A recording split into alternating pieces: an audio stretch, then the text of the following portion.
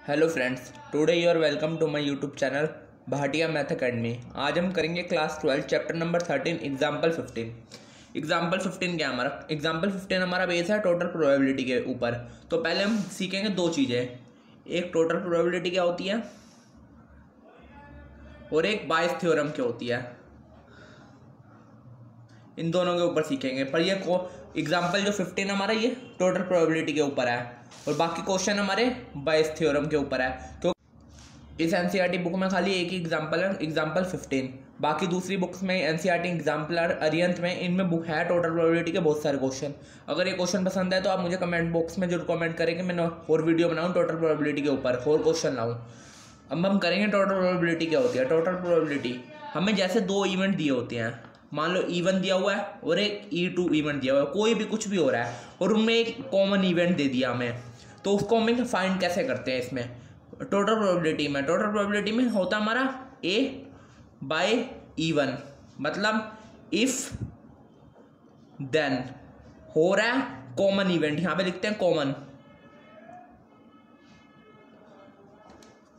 दो हमें इवेंट दिए होंगे, कोई कुछ भी हो सकता है, दो इवेंट हो और एक हमें इवेंट दिया होगा कॉमन इवेंट, तो फिर हम निकालते कैसे प्रोबेबिलिटी E1 A, मतलब if and then common event हो रहा है विद रिस्पेक्ट टू E1, ये हो रहा है हमारा। तो इसमें हमारा फॉर्मूला क्या होता है टोटल प्रोबेबिलिटी में? टोटल प्रोबेबिलिटी में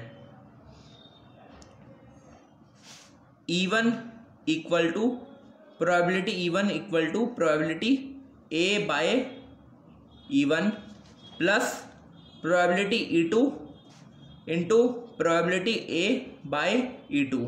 ये होता है हमारा खाली टोटल प्रोबेबिलिटी का फॉर्मूला। इसमें हम निकालते क्या है, इसमें हमें कैसे पता चलता है ये टोटल प्रोबेबिलिटी का क्वेश्चन है बायस थ्योरम का। जब हमें कोई कॉमन इवेंट दिया हो, ये हमें निकालना हो, टोटल इवेंट कॉमन इवेंट निकालना हो, जैसे एग्जाम्पल 15 में हम करेंगे जिसमें हमें खाली कॉमन इवेंट निकालना है, तो वो ये क्वेश्चन है। अगर हम इसमें बताएं कि हमें E1 निकालना है या E2 निकालना है with respect to common event से, तो हमें पता चलेगा ये बायस थ्योरम है। बायस थ्योरम का फॉर्मूला क्या होता है इसी में देखते हैं। बायस थ्योरम का फॉर्मूला, बायस थ्योरम में होता है probability E1 into probability E1 by A। इसमें E1 ऊपर आता है क्योंकि विद रिस्पेक्ट टू हम किससे कर रहे हैं, E1 से, E1 इवेंट निकाल रहे हैं, अपॉन में probability E1 into probability E1 by A plus probability E2 into probability E2 by A। ये हमारा फॉर्मूला होता है बायस थ्योरम का, ये होता है टोटल प्रोबेबिलिटी का। अब इसका हम एग्जांपल करेंगे तो हमें और अच्छी तरह समझ आ जाएगा। एग्जांपल हम 15 करेंगे। 15 एग्जांपल क्या है हमारा? A person has undertaken a construction job. एक पर्सन ने कंस्ट्रक्शन जॉब लिया है पूरा काम करने के लिए। उसमें क्या है, द प्रोबेबिलिटी आर 0.65 मतलब 65% that there will be a strike. अगर स्ट्राइक होती है तो कितने परसेंट आ रहा है प्रोबेबिलिटी ये काम हो जाएगा? 0.65 मतलब 65%। और हमने एग्जाम्पल क्लास 11 में भी सीखा था प्रोबेबिलिटी होना या ना होना किसके बराबर होता है, इक्वल टू 1। तो 65% है स्ट्राइक होगी तो काम हो जाएगा, और 35% है काम अगर नहीं होगा, अगर स्ट्राइक होती है। तो 0.80 that the construction job will be completed in time. अगर काम कंप्लीट हो जाता है, अगर कोई स्ट्राइक नहीं होती तो क्या प्रोबेबिलिटी है? 0.80 मतलब 80%। और 0.32% क्या है, construction job will be completed if there will be a strike. तो हमें निकालना क्या है, determine the probability that the construction job will be completed on time. Time पे निकालना, हमें काम करना है। तो कौन सा इवेंट है? Total probability. कैसे? अगर हम यहाँ पे ले E1 इवेंट, E1 इवेंट क्या होगा, स्ट्राइक होगी, और E2 इवेंट होगा हमारा नो स्ट्राइक, ये होगा। और अगर हम कॉमन इवेंट दे कोई भी, if work will be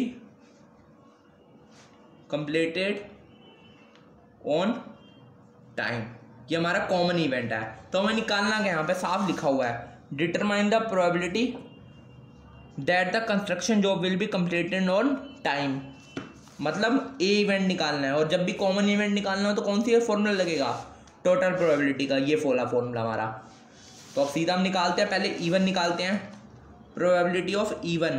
probability of E1 क्या है हमारा, यहाँ पे लिखा हुआ था हमारा 0.65%, तो 0.65।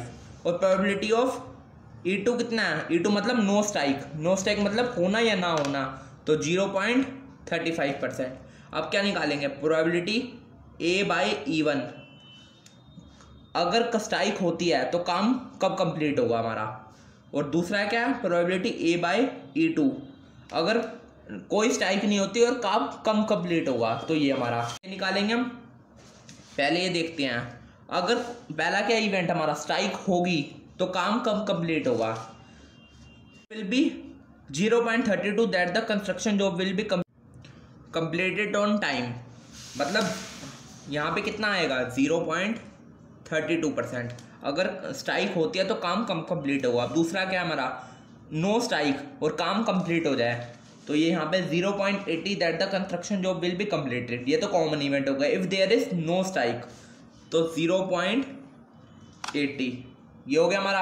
अब इसका फॉर्मूला लगाएंगे हम टोटल प्रोबेबिलिटी का, तो टोटल प्रोबेबिलिटी का फॉर्मूला हमने यहाँ पे लिखा था, वो लगा देंगे probability E1 into probability A by E1 plus probability E2 into probability A by E2, ये हमारा टोटल प्रोबेबिलिटी का फॉर्मूला। तो यहाँ पे 0.65 इंटू 0.32 प्लस 0.35 इंटू 0.80, तो ये आ गया 0.208 प्लस 0.28। अब इसको प्लस कर लेंगे तो आएगा आंसर 0.488। ये हो गया हमारा example 15th solve total probability का। अगर ये एग्जाम्पल पसंद हो तो आप मुझे कमेंट बॉक्स में जरूर कमेंट करें, मैं इसके और एग्जाम्पल बनाऊंगा NCERT एग्जाम्पलर से और अरिहंत से। तो आज की वीडियो के लिए इतने ही, जिन्होंने मेरा अब तक चैनल सब्सक्राइब नहीं करा जाकर सब्सक्राइब कर ले, और वीडियो अच्छी लगे तो लाइक करें, शेयर करें एंड कमेंट करें। Thank you.